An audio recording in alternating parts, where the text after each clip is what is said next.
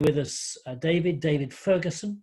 David's head of digital innovation at EDF, so is trying to make sense within a business world of all the technologies and how they can apply to societal advancement.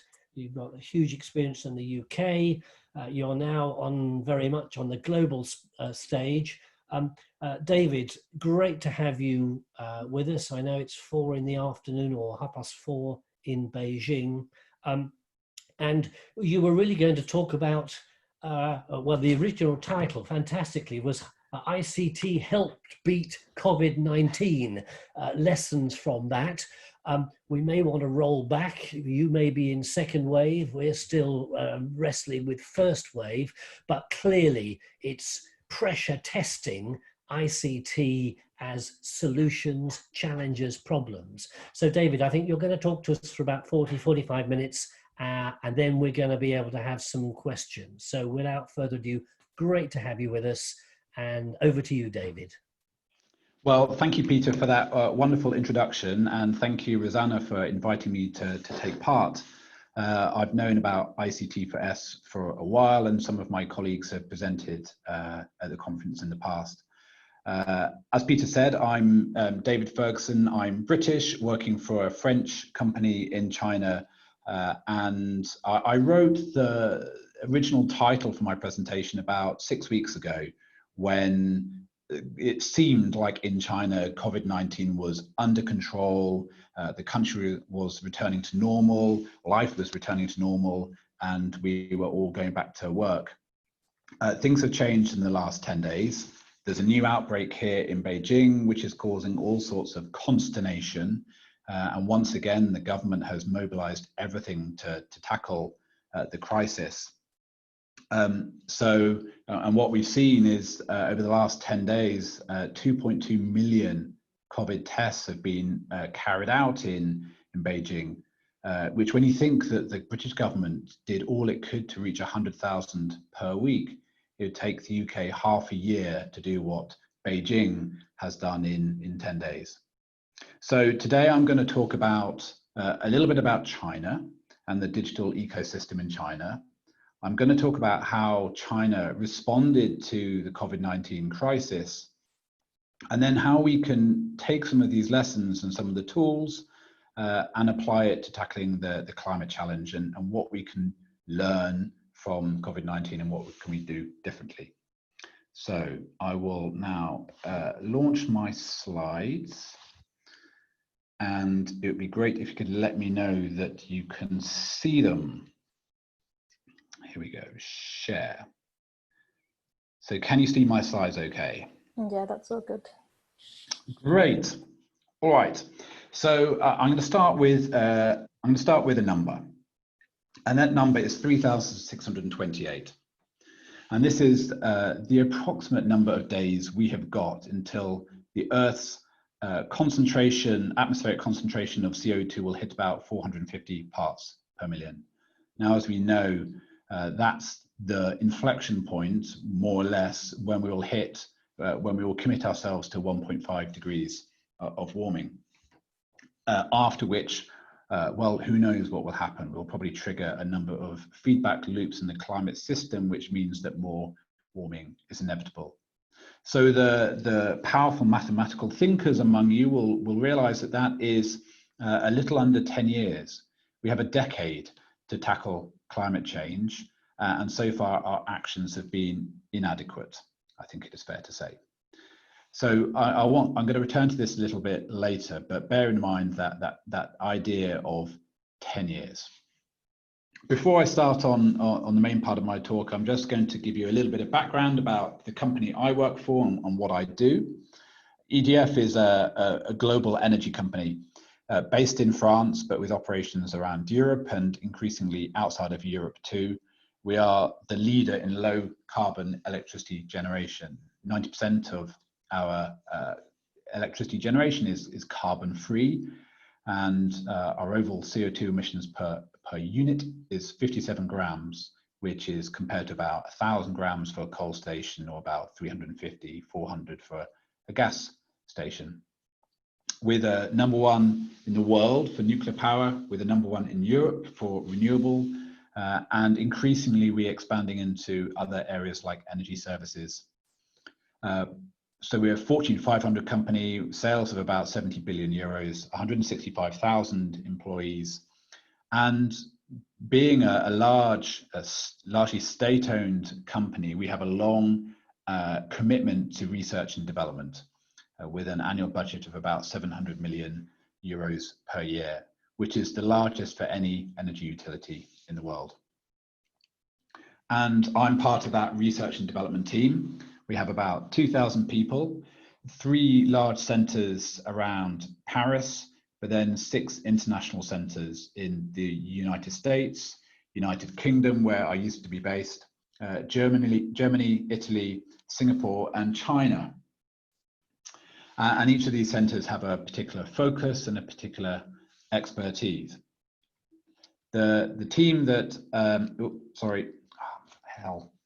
the team that I set up is inspired by what we were doing in the UK, but transported to China in order to really benefit from the digital ecosystem in China.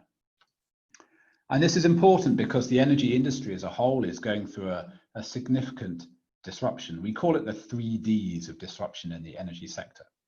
First of all, we have digitalization, which is a trend that's affecting all sectors where digital technologies and the internet have disrupted traditional ways of doing business.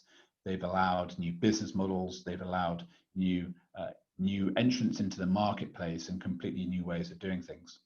So for many industries, that is enough to completely transform the industry. But in the energy sector, we've got 2 others as well. The first is decentralization. The typical or traditional model of electricity generation is to have a large power station with long lines to the end user. That is now being fragmented, where that large central power station is being decentralized with a whole series of smaller power generating assets distributed around a country or a continent. And the final disruption is decarbonization. As we make the transition to a low carbon economy, it has to be powered by low carbon electricity. And so across the world, we're seeing enormous investments in low carbon electricity generation. Those 3 things together create a sort of perfect storm, which many energy companies are finding very difficult to manage. My team here in China is called Digital Innovation. We model ourselves on a startup in that we operate in a very agile, a very lean, a very innovative way. And we have 2 missions. The first is to deliver digital R&D in China for the EDF group. That means we're learning here in China and experimenting in the Chinese digital ecosystem. And the second is to develop new digital business here in China. So creating products and services and business lines that can really make the most of what's happening in the country. And we have focus in 2 areas. The first is around data and artificial intelligence. And the second is more broadly in digital innovations such as 5G and mini programs and mobile payments, blockchain and others. So, Rosanna, could you launch that first poll? Because I'm interested to know how many people among the participants know much about China and about the Chinese digital ecosystem. So it'd be, if you can vote, that would be great. So how well do you know the Chinese digital ecosystem? Very well. My life is a QR code. A little, I've heard of Alibaba, or not at all, it's just copycat iPhones, right? So plug in your votes there, and I will press on. So this is incredibly obvious, but China is huge. It's actually sometimes difficult to understand just how big China is. It's made up of around 20 provinces, the largest of which, Guangdong, down in the south, has the same population as Russia, about 130 million. Beijing itself, where I live, has a population of 24 million, which is the same as Australia. And Didi, which is the Chinese equivalent to Uber, has around 32 million drivers in the country. So that's 3 times the population of Greece. And what this means is that, okay, so most of you know a little and some not at all. Okay, good. Well, that's great, because I'm going to share with you some top facts about the Chinese digital ecosystem. And so what this size means is that there's a huge market. There's a huge market that companies can address, but also huge sources of data that can be used to drive new business models. It also means that a company that does well in China is already effectively a multinational company with enormous resources and talent and data at its disposal. So it's big and it's growing. And what we don't have on this chart is the impact of the last 6 months, but until then, the Chinese economy has been steadily growing until recently with double-digit growth. Now it's slowing down slightly. But China's economy is strong. It is heading towards what is termed a moderately prosperous economy, so still not as wealthy as Europe or the United States, and with significant disparity between the main urban areas and some of the more remote areas.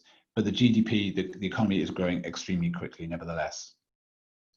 At the same time, to drive that GDP growth is a growth in energy consumption, and being a country that is under the full steam of development and also boasting quite rich coal resources, most of the new installed capacity has been in the form of coal-fired power stations, which obviously presents lots of climate challenges, but also local air quality challenges that I was talking about a little earlier. More and more, China is also innovating. Its investments in R&D are growing extremely rapidly. R&D as a proportion of its GDP is also growing, and the number of researchers is increasing. But what's also being seen is the number of high-tech companies that are emerging from these research efforts that are beginning to dominate the global stage. And China's relationship with the West, and in particular with Western companies, is also evolving. 25 or 30 years ago, many Western companies arrived in China wanting to benefit from cheap labor and cheap resources, so China became the world's factory. As the country developed its infrastructure, such as power stations and railway lines and buildings, China became a student of the West, learning how to build a lot of these infrastructures.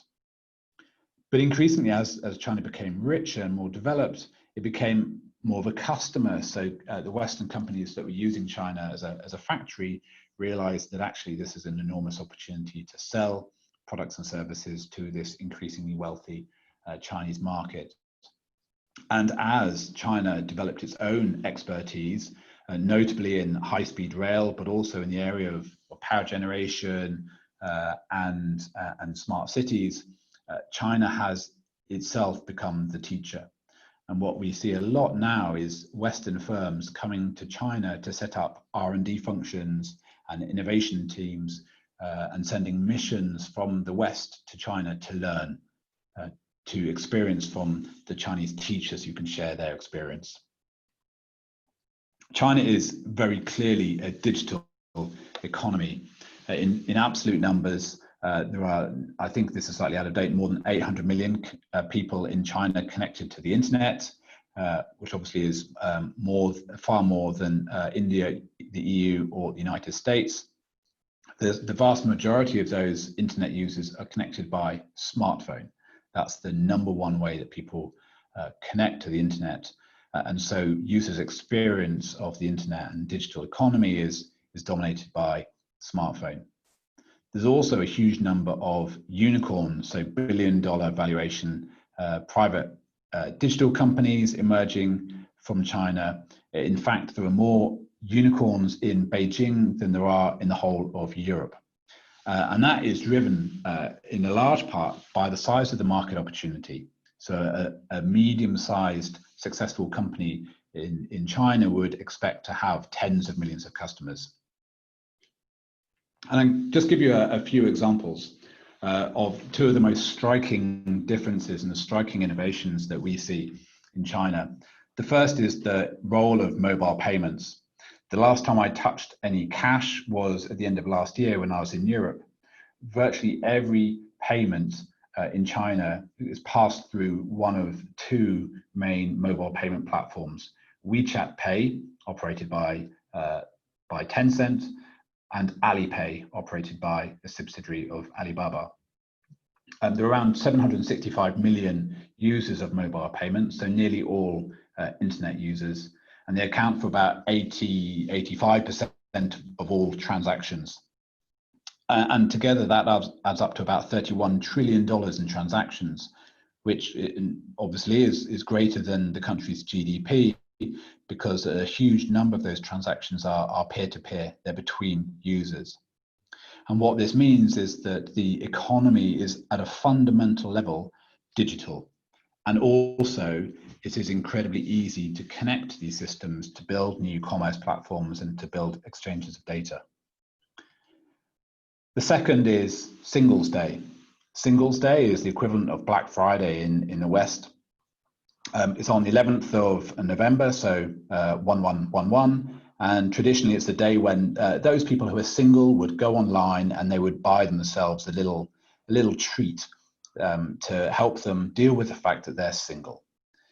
One of the big e-commerce giants, Alibaba, sort of seized on this idea and turned it into an online shopping extravaganza, and it's grown year on year for the last decade. And last year, in one day, they recorded on Alibaba's platforms alone $34 billion in sales. So the event lasts for 24 hours and it kicks off at 1 second past midnight. And a lot of the deals that you get online become live at that point. So there's a real surge at the beginning. And last year, Alibaba recorded $1 billion of sales in the first 67 seconds. Bear in mind that Black Friday typically has sales of about $4 billion in the US. At the same time, in order to ensure that these transactions happen smoothly, you need an incredibly robust and powerful digital foundation. At the peak, these platforms are processing around 500,000 transactions per second. The scale of this infrastructure and this capability is really very difficult to appreciate. What we have seen is that for every segment in the digital economy in the West, there's an equivalent in China. A lot of these started as simple copycats. So Baidu, which is the search engine, is pretty much an exact copy of Google from a user experience. But because they have become successful and rich, they've had the money and the time and increasingly the resources, the intellectual resources, to evolve their business models. And there are three areas that I see as being a little different and a little more advanced in China than in the US. The first is mobile payments, which I've talked about. The second is short videos. There's been lots of short video platforms in the West, but really it was Douyin and its subsidiary TikTok that have really revolutionized that at a global level. And then local services, in particular, local food delivery, which is part of everyday life here. There are literally millions of people on electric scooters buzzing around the big cities of China, delivering food from restaurants to people's homes in a way that really is very different in scale compared to the West. And as a result, China has its own tech giants that are competing on the global stage. What's fascinating in China is that whereas in the West, you look at Microsoft and Amazon and Apple and Alphabet and Facebook, there really are no challengers to their dominance. It's unlikely that they will be unseated. But with all of the main players in China, there are challengers. Baidu, which is one of the original BATs, so Baidu, Alibaba, Tencent, Xiaomi, so sometimes described as the equivalent of America's GAFA. Baidu is on the brink of collapsing under pressure from some new entrants into the market. And underneath all of this is the Chinese government. And the Chinese government has a strategic vision of how technology, and how in particular digital technology, can play a role in China's development and in China's economy. Indeed, early this year, in response to the COVID-19 crisis, the government announced a plan called the 7 Infrastructures, where it would pump money into the development of infrastructure covering 5G, ultra-high voltage transmission of electricity, high-speed rail, electric vehicle charging, big data centers, artificial intelligence, and the industrial Internet of Things. And these 7 infrastructures are really going to be the foundations of the future economy, and of course the foundations of Industry 4.0, where China has an ambition to become the world leader. So that is China and China's digital economy. As a technologist and someone who's been working in digital for a decade or so, I find the environment here extremely interesting and extremely dynamic, and very different to Silicon Valley. Here there is a very strong dynamic environment and a very dynamic and demanding way of working. So I want to talk now more about how China has responded to COVID-19, and in particular leaning on some of these technologies. And just to remind you, the first idea that there might be a problem with this virus began to surface at the end of last year, coming from a market in Wuhan, which is the capital city of Hubei province in the center of China. But it wasn't really until mid to late January that this became clearly a crisis, and then more about March before it became an international crisis and was classified as a pandemic. So how has China used technology and other tools to respond to COVID-19? Well, from a very early stage, the Chinese government's response was extremely visible, and its use of digital technologies was very clear. Very early on, we were all having our temperature tested, as well as having to wear face masks in all public places. To start with, the temperature checks were manual, but increasingly they were automated with systems like these AI systems that are used to identify and segment people in the image and take their temperature using infrared cameras. And if you have a temperature of more than 37.5, then you cannot go into the building. And so even now we have our temperature checked probably 10 or 15 times a day as we go in and out of different buildings.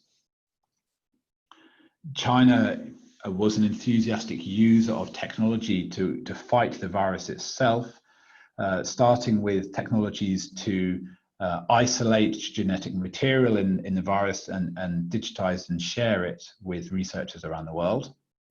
They developed a large number of digital healthcare platforms. This was a trend, along with many of these things actually, it was a trend that was already underway before the crisis, but the crisis of course accelerated it massively. And so there were a number of online health services where people could contact automated, so AI doctors, or contact real doctors remotely online and get diagnosis. Hospitals used robots for cleaning and for distributing food and medicines and for taking temperature checks. So really it is very much integrated into the way that China actually tackled the health elements. At the same time, there were a large number of, again, before the crisis, experiments in the way that drones and autonomous vehicles could be used in different ways. We saw many cases of autonomous vehicles being used to disinfect high-risk areas of different cities. This is a device that's being used in a market in Wuhan.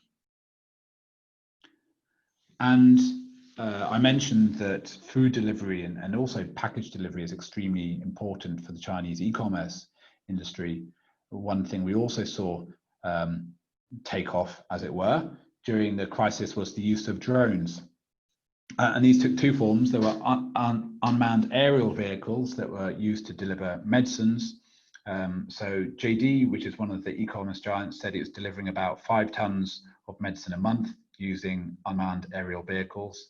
And others were using AI UAVs for delivering packages and food as well. The most amusing story was, do you remember that cruise ship that was stuck off the coast for a while? There was an Australian couple on board the cruise ship who had a nice balcony looking out over the city, and they realized that they could order a bottle of wine to be delivered by unmanned aerial vehicle, it dropping it off at their balcony, alleviating some of the stresses of isolation.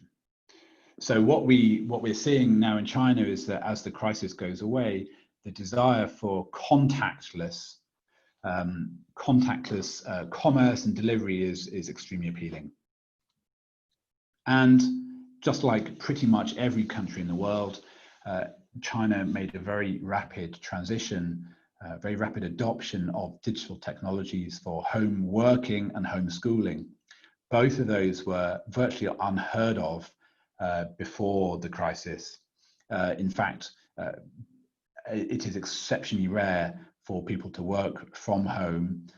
China has a fairly strong presenteeism culture, so people are expected to show their face to their boss every single day. The downside of this is that a lot of the digital tools that were adopted in China are a little different to tools like Slack that we have in the West.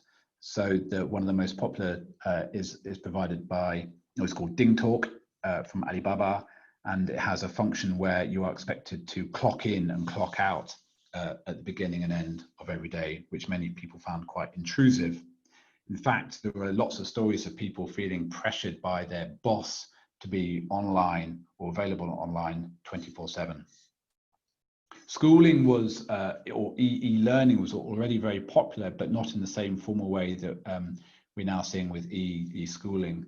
But nevertheless, in both of these areas, suddenly, in the course of a few days, around 200 million school kids and 200 million workers suddenly started working from home, putting an enormous strain on all the digital infrastructure across the city.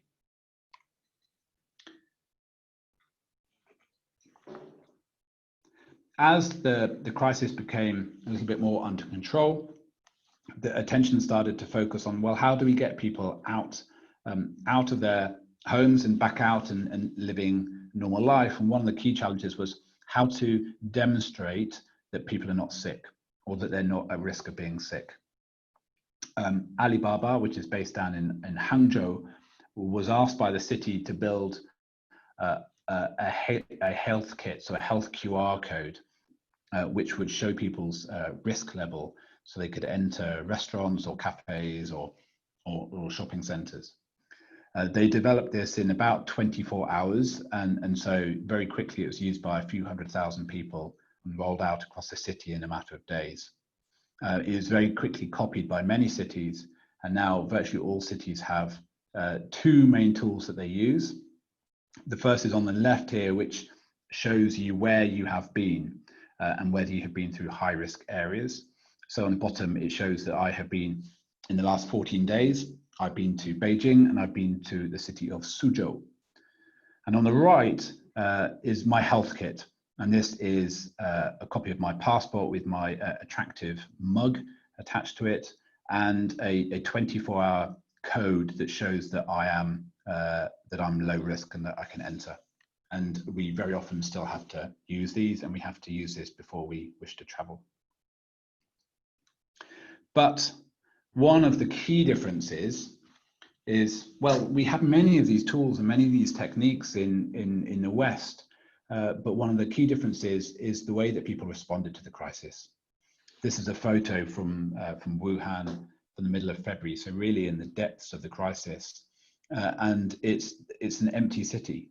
People nearly everyone stayed at home. The cities were deserted. There was no one traveling, no one going to the shops and restaurants. People respected the rules.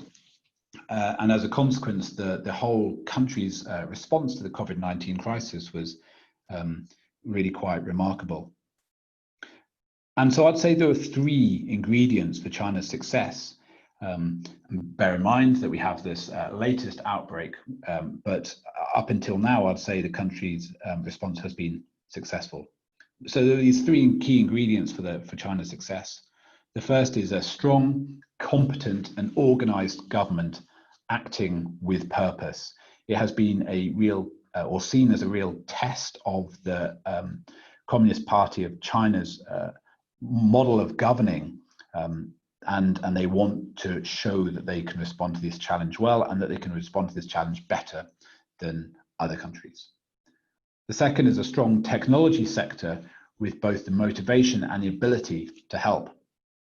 The digital ecosystem has become so rich and so powerful that it has sucked all the talent into its orbit, which gives it an enormous capability to actually embark on these projects, like building health QR codes overnight and developing new platforms. And finally, and crucially, is a compliant, not wanting to use that in a rude way, but a compliant and tech-savvy and proud citizens who have a collective spirit. This was seen as a challenge for the country, and a challenge for everyone to work together and respond. And if we look at the impact of this, this is the chart for cases in China. You can see it really beginning at the beginning of January, reaching a peak of about 5,000 cases per day in late January. There was a strange blip in February where they adjusted their way of recording the statistics. And then it fizzled out towards the end of February. So it lasted about 2 months, and then it's been flat with a few little cases bubbling along since then. Compared that to, this is the UK. So it had its first cases in the middle of March. And so for all of April, all of May, it's been still a large number of cases, and it's only beginning to drop now towards the end of June. So just looking at the length of the crisis and the severity of that curve, it's interesting to see the difference. Of course, there are those who question some of the statistics coming from China, but I'm sure they are completely trustworthy. Naturally, this use of tech has some unintended consequences. Online working, online education, online friendships are clearly not the same as the real thing. All of us, I'm sure, have experienced this, but we need to realize that it has to be a mixture of the both. You cannot replace offline completely with online in any area of life. Some of these tools have introduced bias. Sometimes when things don't work, it's impossible to know exactly why they don't work, because they are unexplainable systems. And at the same time, there are still people, there are several 100 million people in China and obviously in the rest of the world who don't have access to smartphones or who don't have access to 4G connectivity. Dealing with the crisis and using data to deal with the crisis has risked invasion of privacy, and there is now a right debate about the risk of privatization of personal data. And this was happening before the crisis. The tech sector is increasingly an important consumer of energy at a global level. So what can we learn, and how can we use some of these techniques, these same techniques, to tackle climate change? I'm going to talk a little bit about some of the things that we've been doing, but let's start by looking at the climate challenge. Really, the climate challenge is an energy challenge. The vast majority of emissions that cause climate change come from our use of energy, whether that is to generate electricity or heat, or direct consumption in factories, or to power our transportation system. Of course, there are large areas of society and the economy where like agriculture and land use change, but really this is an energy problem. The strategy really is about decarbonizing electricity production and then using that decarbonized electricity to decarbonize some of the other sectors like transport and heat. This is a slide I use a lot with our business to try to describe why ICT or why digital is such a powerful tool and how we can use it. And for me, digital combines three ingredients. The first is data. Data is created or collected and it powers the service. And what that means is that as more people use it, more data is created, which means you can improve the service, so it creates a positive feedback loop. The second is the internet, which allows us to offer products and services anytime, anywhere, on any device, and connect people in previously impossible ways. And also to connect sensors as inputs or actuators as outputs that can begin to automate various systems. And the third, and for me, this is often the most important thing when I'm working with my colleagues, is a digital mindset. What we've seen in the digital sector is that it is a different way of thinking. So the digital way of thinking is user-centric, so starting with the user's problems or user's needs. It's fast, aiming to create things extremely rapidly, and it's iterative, starting with the minimum viable product and improving from there. And those three ingredients give or have unique properties. Data can create micro monopolies. So if you are a social media platform, or if you are potentially an energy provider with being the only one with access to that energy, you can create a business model that excludes others from competing with you. The internet means that you can build and scale, and you can do that very cheaply and very quickly. And a digital mindset means that overall the user experience is better. And because all of this is so powerful, and there's lots of money to be made from these disruptive technologies, there are lots of investors, or there were until recently lots of investors, willing to pour enormous amounts of cash into these businesses, acting as a sort of rocket fuel for new opportunities. And this gives us a sort of various superpowers, the power to finding new ways of doing old things, of being able to do entirely new things, and of developing completely new business models. And we've seen this applied extremely successfully in e-commerce and fintech and cloud computing, enabling technologies like artificial intelligence and blockchain and augmented reality. So that's the promise of digital. But how can digital contribute to tackling climate change? PwC wrote a really nice report recently looking at how artificial intelligence specifically can contribute to tackling climate change, and they broke it down into a number of sectors. This is their analysis for the energy sector, showing how digital technologies, and in particular AI, can improve the performance of decentralized energy networks, smart monitoring of systems, and enabling efficiency of renewable assets. Over the next 10 years, they forecast this would have a net GDP impact of $2.6 trillion and a carbon impact of 1.5 gigatons of CO2 equivalent over the next 10 years. So a significant impact. What I want to do now is just give you some illustrations of how I've been in my different teams using these technologies and exploring them and seeing how they can be applied. More and more, as I mentioned earlier, the energy system is being dominated by decentralized renewable sources of electricity generation. These are far more complex to operate and maintain because they're often remote and there are much more of them. So we've been working hard to develop new techniques to identify defects and to improve the overall performance of these assets. So we've developed tools that can combine drones with image collection and then image treatment to identify cracks and corrosion and erosion on wind turbine blades. Something we're doing right at this moment is working on similar techniques to improve the operation and maintenance of solar PV installations. This picture is an EDF project in Egypt. It has a total installed capacity of around 140 megawatts, which is about 11 times smaller than one nuclear reactor.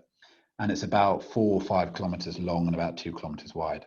So you can see it's an absolutely vast installation, and monitoring the physical state of all of these PV panels manually is an almost impossible task.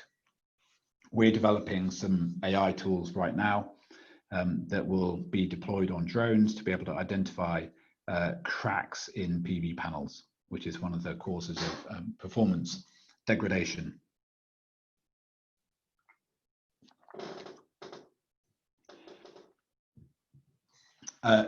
Google's DeepMind Research Lab used some of the techniques that it developed to win at the game of Go to optimize the performance of data centers, specifically optimizing the cooling system of data centers, really giving the agent the task of minimizing the energy cost for the data center, and it saw an improvement of about 30%. We're seeing similar techniques in other areas. We're deploying a similar technique here in China for the operation of heating networks. A lot of the heating system in China is centralized, coming from power stations and distributed around cities with pipes.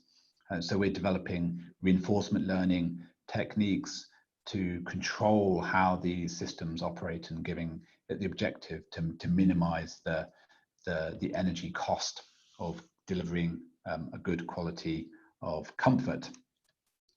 We've also we've been talking to some of the Chinese tech giants such as JD, which is an e-commerce company. They've hired hundreds of AI engineers to optimize search algorithms and other such boring things on their commerce platform.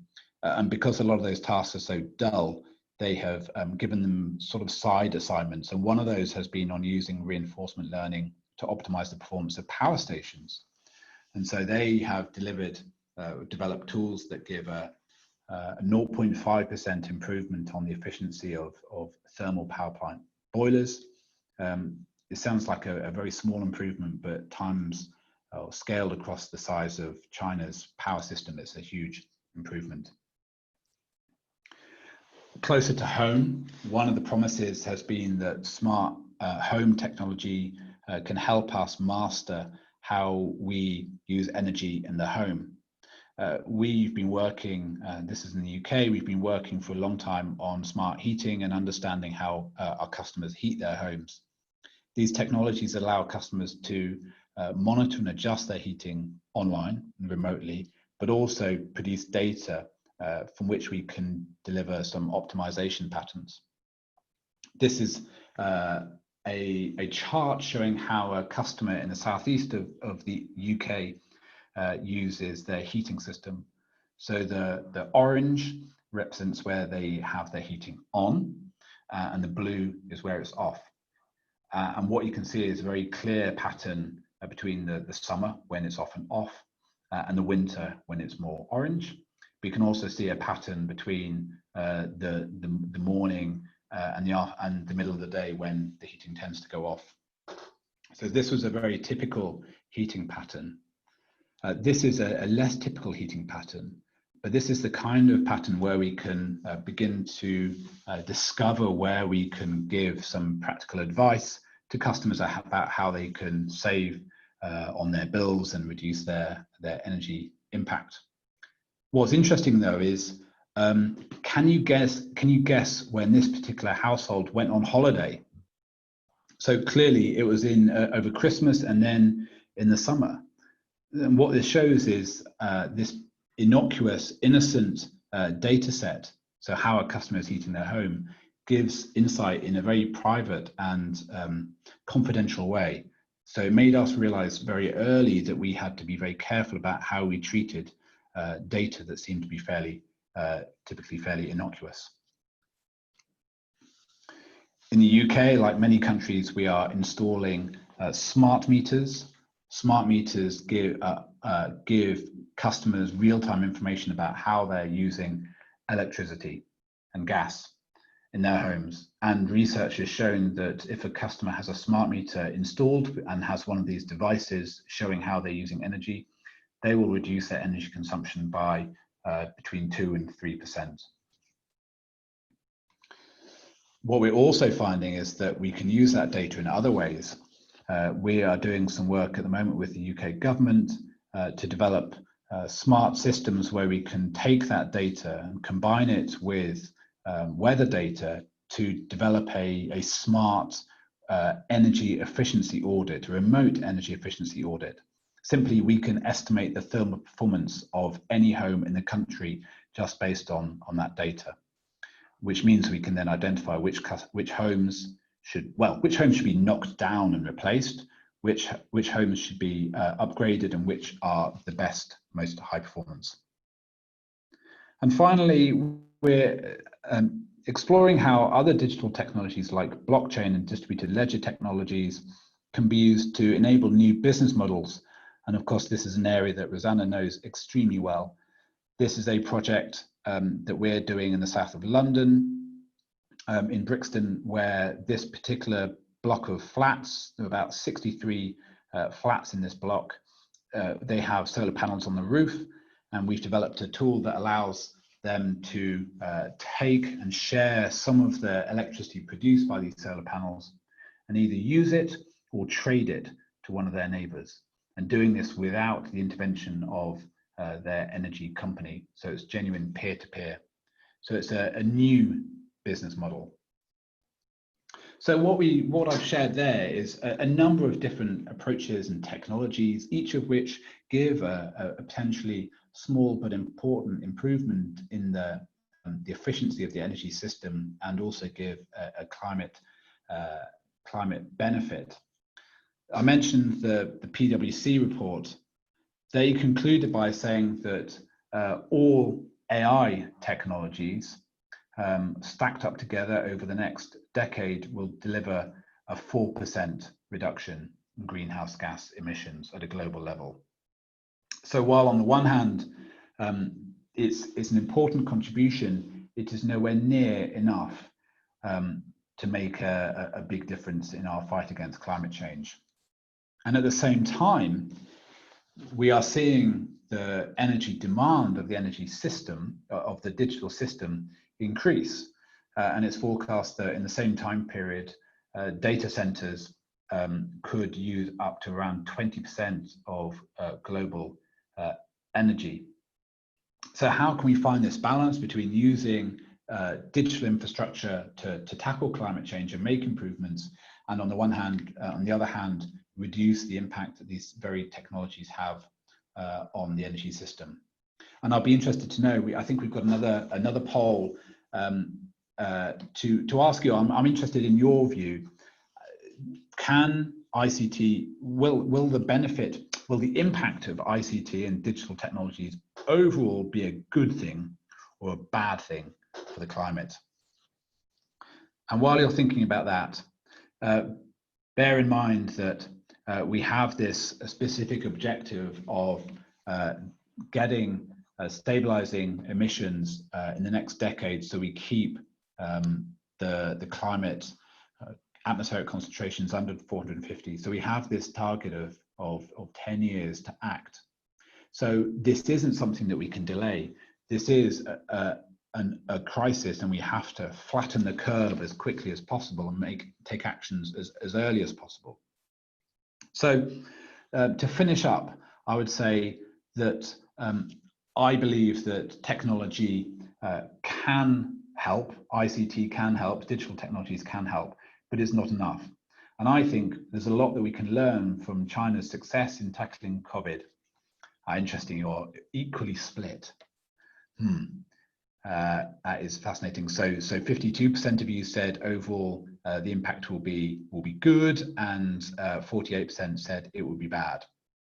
So my conclusion is that ICT and digital technologies can make a difference, but we do need to learn from China's success in tackling COVID-19. So we do need a strong and competent and organized government acting with purpose. But we also need to make sure that we're thinking both global and local, and we need consistent long-term thinking. This is a marathon and not a sprint. And so we need to make sure that all governments are united in tackling this problem together. We need a strong technology sector, again, with the motivation and ability to help, but we need rules and regulation to guide how they do that. We need national and possibly international data contracts to define how we collect and share and use data, personal data. We need international AI efforts so that we can share data and share models that are being developed around the world. And we absolutely need an energy efficient digital sector. And there are probably some other cunning things we can develop, such as blockchain, to enable better data sharing. And finally, we need compliant, tech-savvy and proud citizens who have a collective spirit. And I think in order to achieve this, we need a clear vision. We need a clear vision about what we're trying to achieve, just like China had a clear vision about its fight against COVID-19. And we need to make sure it's a fair deal with the effort and the pain shared equally among areas of society and those that are able to pay. By that I mean countries and individuals making their fair contribution. Thank you very much for listening. I'm very happy to take any questions that you might have. If you want to get in touch with me, then my email is there. My phone number is there, my Chinese phone number. And if you use WeChat, then you can scan my little QR code there and connect with me on WeChat too. So thank you very much, and happy to take any questions you might have. David, thank you so much. Fascinating insights. We've got about 20 minutes. There's a number of thoughts and questions that have come in, and I'm just going to throw some at you. You can collapse in a small heap in about 20 minutes time, and some really interesting key themes developed. I just want to come in straight away. I mean, in a sense, we're seeing the future happening today, particularly COVID has taken forward the whole use of digital technology, etc. But I just wondered, if we take China, it's always an issue about digital inequality. If you're savvy, you're in there and you've got it, great. But only a generation ago, most of China was a rural population. Can you just talk about a little bit about issues of digital inequality in terms of access to digital and understanding it, and also the pace at which that is being addressed in China? That's an extremely good question, and it's a problem or a challenge everywhere, and equally in China. I remember seeing the UK objective for the rollout of 5G. Sorry, not 5G, 4G. So this is 8 years ago, and the government target was for all of the country to be covered by 4G. Now, when you sort of go into the detail, you realize that all actually means 95% of the country. And when we say 95% of the country, we actually mean 95% of the population. And what that means is that large chunks of the country are not covered at all because there aren't enough people there to make it worthwhile. One of the differences in China is that when they say all, they mean all. And so the infrastructure is bankrolled often by the government, so they can afford to make the infrastructure investments that don't make economic sense, but make societal sense. So generally we're seeing the rollout of the infrastructure is far more thorough here in China. Nevertheless, China still has several hundred million people who live a very basic rural life, who have not moved to the cities and probably won't move to the cities, and their technology has not really integrated into life. And so, and it is very interesting to see the real discrepancy. In cities, everyone uses digital technology. Everyone has a smartphone, and everyone does all of their payments using WeChat Pay and Alipay. You see people begging on the street, and they don't want money. They want you to scan their QR code and give them money by WeChat. That is how people give to people on the streets here in China. But equally, there are large parts of the country where these technologies have not reached yet. So I think that there is no easy answer to that. But I think having a government that is clear about the role that infrastructure can play, and being enthusiastic about making uneconomic investments but strong societal investments, I think is really important, and that will overcome some of these challenges. Okay, that's interesting. And I'm just interested from a personal point of view, you living in a country which in a sense is compliant to what people are being asked to do, and it's getting more and more digital. Does it kind of feel, and you're also talking about with increased digitalization, less human contact. Obviously COVID has profoundly accelerated that. Does this kind of feel like a good world to be living in, and the upsides way outweigh maybe some of the restrictions and disbenefits? How does it feel? Oh, well, I mean, that's a question for all of us, isn't it? And I think COVID has really accentuated some of those differences. I think all of us have noted that a lot of the changes that we've witnessed over the last few months were changes that were happening already, and it's just accelerated change. I think that globally, I'd say living in a highly digitalized country like China, overall, it feels good. It feels like the benefits outweigh the disbenefits. I am fortunate. Being a foreigner, I cannot be tracked in the same way that many people are tracked in China, and there are certain areas of the country where that tracking is far more intrusive and oppressive than here in Beijing. So again, I think it's a story of two unequal halves. For me, and for many kind of wealthier people in the wealthier cities, the experience is fantastic. I think for some people, the experience is pretty grim. Right. Just to everybody listening in, I mean, do keep coming in with the questions. I'm sure David will happily have a look at them afterwards and maybe follow any threads through, because there's a richness here. I'm just, this is another quite big question, but I get completely, you said, for all this to evolve and develop, and it's happening at a huge rate, you kind of need competent government, strong technology sector, and a client kind of tech savvy citizenry with a collective spirit. If I head west, I can see big question marks about competent, well-organized government. I can maybe see a strong tech sector, and real questions about a compliant, tech-savvy, proud, collective spirit citizenry. I'm just interested how you see this playing out, because the management of society in China is quite distinct. You've had experience in the UK, in America. Can you just play out? We're not suddenly going to get well-organized, competent government or compliant citizenry. Can you just sort of talk that through? How do you think the next? Yeah, I realise it's rather fanciful, but it's more of a wish list than a prediction of what we're going to have anytime soon. And I actually don't know what the answer is, to be perfectly honest. Like all countries, China today is a function of China over the last 50 years and its stories and its national motivations. And it's been very difficult. And this collective spirit is, of course, central to socialism. So I think China is uniquely placed to respond in this way.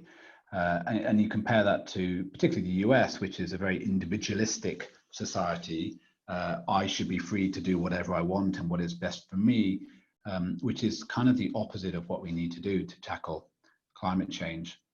clearly we're not going to transition from one to the other overnight, which is, I think, why it's important for governments to have a very clear vision of what we need to do, and that has been lacking in the climate change conversation for a long time. Is up to now it's been a story of sacrifice and of bad things. It's never been a story of, well, what are the good things, what are the benefits to society of actually dealing with some of these sustainability challenges. And so I think it isn't going to happen overnight. That being said, we have many examples of instances where we have nudged people in certain directions to vote or to vote with their wallet. We have strong advertising and marketing sectors that can persuade us to do things that are not entirely rational. So I think we maybe have tools in our toolbox in the West that maybe don't really exist in China, and we need to leverage those. I think it's more just to say that this is a stark difference between the societal and government system in China and the West. That's interesting. I mean, we'll obviously see how that plays out. Just a word or two about China and tackling climate change.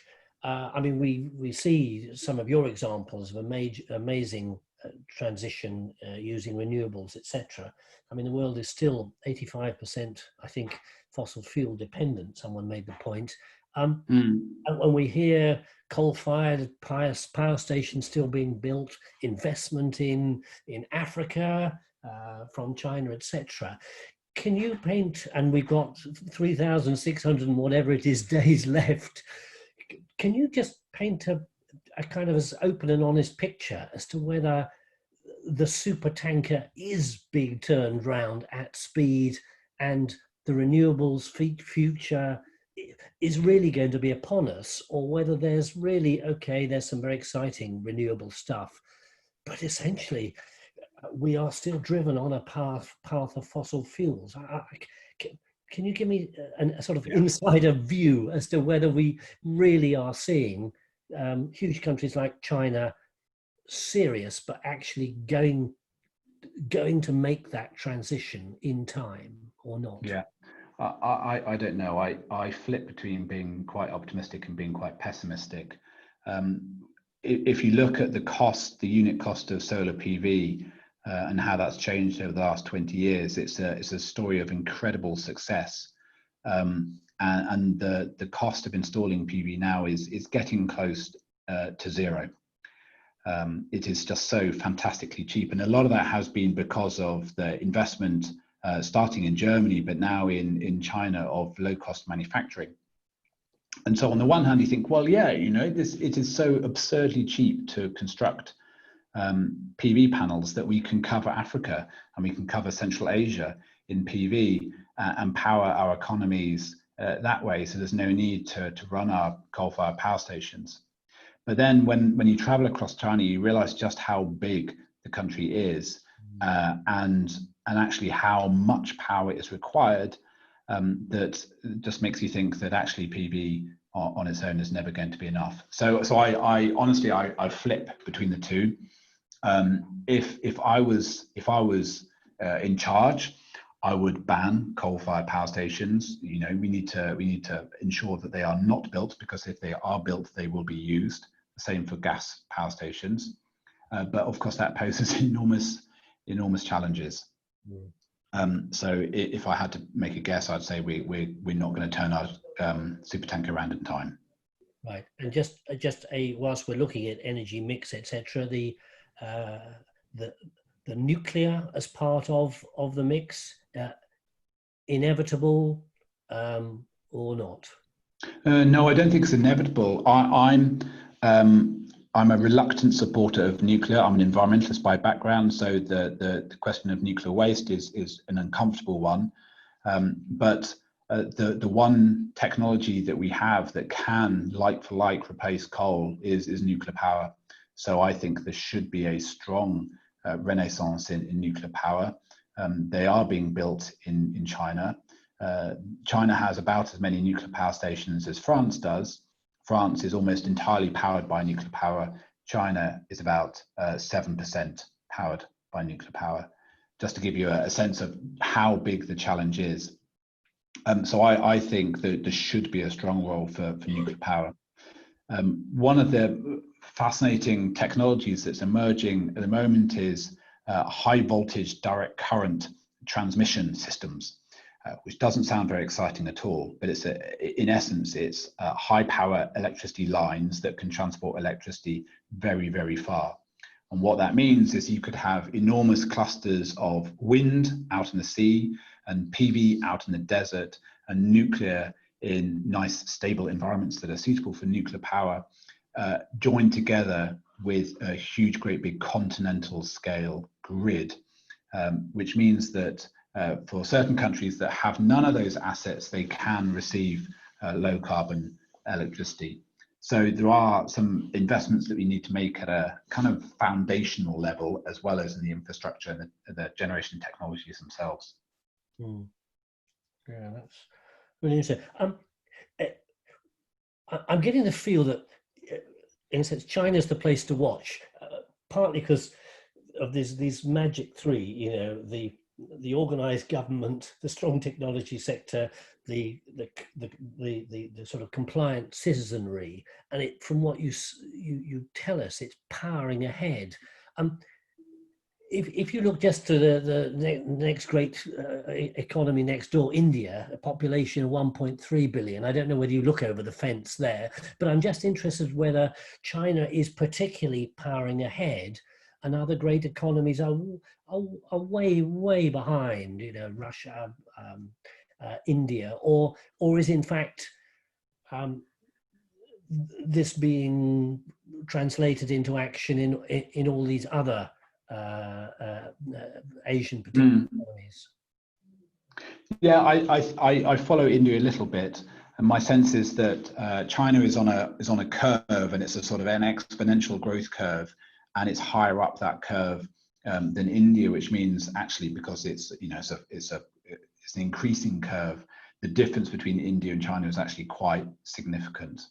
The digital economies are relatively similar. India is extremely dynamic digital economies. There are a large number of big digital firms emerging from India, just as they are in Indonesia, actually. So it isn't isolated to China. I think at an economic level, but also at a digital ecosystem level, China is unique because of the combination of the large amounts of money, the enormous market, and the role of government. Government takes a very, very active role within the Chinese economy. Just to give you an example, in the field of AI, the government appointed a number of AI champions. So it's kind of acting like a kingmaker. So it said that Alibaba would be in charge of all data relating to smart cities. So it would be the smart city champion.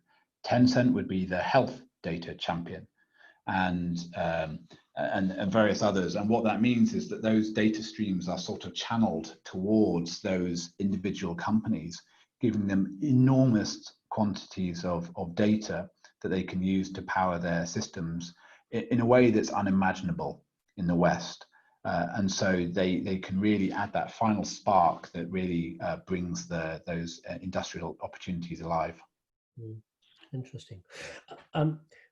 Just briefly, because we're almost out of time, but I mean, one of the great issues around the whole digitalization, etc., and the running of a smart society and economy, you know, is the issue around privacy issues. And I know it's a sensitive subject, but I'm just interested whether there are any lessons emerging from China, because, you know, we are global, we are all individuals, we're all human beings. We also want to maintain the integrity of our personal lives. I just wonder whether you're seeing any insights or anything interesting emerging as we become a more digitally intrusive world with all the benefits that it brings, as to whether the debate around issues of of data protection, privacy. Is that debate moving forward in China? And how do you just see that playing out a little bit in terms of globally the world we're moving into? Yeah, I would say in China, the response of most people is, don't worry about it. I'm happy to share my data because I get some great services in response. What we are seeing more now is more kind of national data privacy issues. So much greater care is being taken about how crucial national data sets are being managed. So it is far more difficult to export data outside of China. The rules are incredibly strict. So our chief executive here, his head is on the line if we break data laws in China. So he will personally get sent to prison, which obviously he does not want to do.